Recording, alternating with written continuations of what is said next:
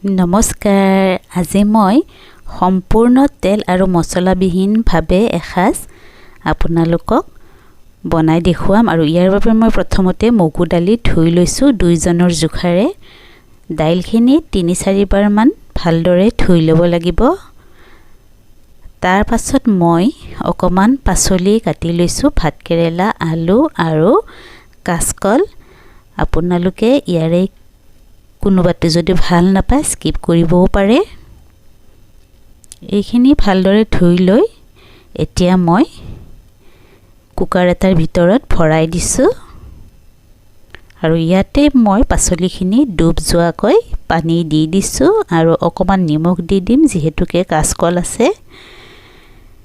আৰু এয়া ধুই লোৱা মগু দাইলখিনিত মই দি লৈছো নিমখ আৰু 2 বাটি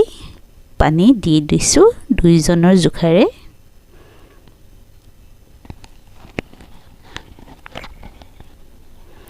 এতিয়া মই কুকাৰৰ ঢাকনিখন বন্ধ কৰি দুটা হুইসেল যাবলৈ দিম আৰু এইপিনে মই সৰু কুকাৰটোত পাচলিখিনি ভৰাই দিছো ইয়াতো মই দুটা হুইসেল যাবলৈ দিম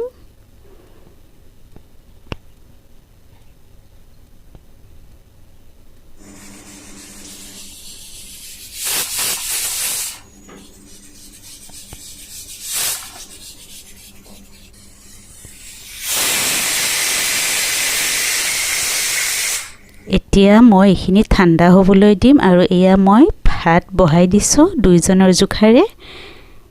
এইখিনি মই দুটা হুইসেল যাবলৈ দিম এয়া পদিনা পাত লৈছো কেইখিলামান ভালদৰে ধুই লৈছো আৰু ৰাতিপুৱাই মই বুট আৰু মগু এনেদৰে তিয়াই থৈছিলো বুট আৰু মগুখিনি ভালদৰে ধুই তাত চকলিয়াই থোৱা আদা দিছো কেঁচা জলকীয়া দিছো আৰু ইয়াত অকমান নিমখ দি লম তাৰ পাছত এইখিনি পদিনা পাতখিনিৰ লগত দি মই ভালদৰে এইখিনি গ্ৰাইণ্ড কৰি লম আৰু জলকীয়া যদি নাখায় তেনেহলে জলকীয়া আপোনালোকে স্কিপ কৰিব পাৰে এয়া মোৰ সিজাই লোৱা পাচলিখিনি হৈ গ'ল এইখিনি মই বাচন এখনত উলিয়াই লৈছো এই পাচলিখিনিত মই এনেদৰে নিমখ দি লৈছো যেহেতুকে এইখন তেলবিহীন আঞ্জা গতিকে ইয়াত ঘি ব্যৱহাৰ নকৰো অকল আদা চকলিয়াই দিম আৰু কেঁচা জলকীয়া সৰু সৰুকৈ কুটি দিছো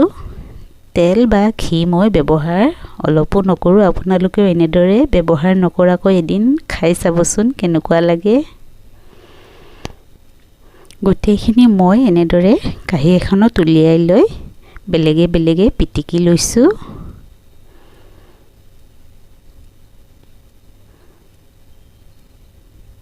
সপ্তাহত এনেদৰে এদিন সিদ্ধ খাদ্য খাব লাগে আমাৰ বিভিন্ন ৰোগ উপশম হয় এয়া দালি আৰু এই দাইলত মই অকমান হালধি দি লৈছো আৰু ভালদৰে এনেদৰে হেতাৰে মিক্স কৰি লৈছো মই এতিয়া কাঁহী এখনত এনেদৰে ভাত উলিয়াই লৈছো আৰু তাতে মই এয়া পদিনা বটা আলু পিটিকা ভাতকেৰেলা পিটিকা কাচকল পিটিকা মগু দাইল সিজা আৰু ঘৰতে বনাই থোৱা দৈ আৰু এয়া গুড় দিছো তিয়হ দিছো আৰু মাজত এচকল নেমু টেঙা দিছো এয়া মোৰ তেল মছলাবিহীন নিৰামিষ সিদ্ধ থালিখন সজোৱা হৈ গ'ল ভিডিঅ'টো চাই কেনেকুৱা পালে জনাব আৰু মোৰ চেনেলটো লাইক শ্বেয়াৰ সাবস্ক্ৰাইব কৰিবলৈ নাপাহৰিব ধন্যবাদ